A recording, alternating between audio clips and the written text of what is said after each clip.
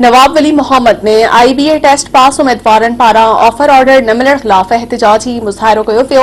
IBA test pass उम्मीदवारनि शबीर अहमद चांडियो, बिलावल कलोई, गुलाम नबी ओठो, सिकंदर पीरज़ादो, असद पिखरियो, इम्तियाज़ जतोई, सलीम सियाल जी अगवाणी में offer order न मिलण ख़िलाफ़ एहतिजाजी मुज़ाहिरो कयो वियो।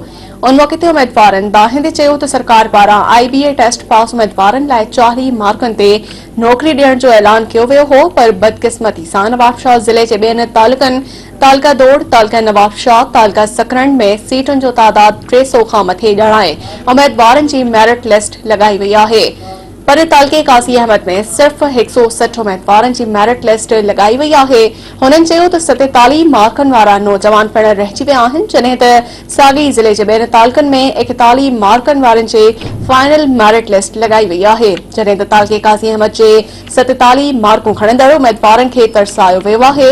हुननि तालीम खाते जे आला इख्तियारनि खां मुतालबो कयो त मेरिट ते पास थींदड़ उम्मीदवारनि खे जल्द खां जल्द ऑफर ऑर्डर ॾिना वञनि।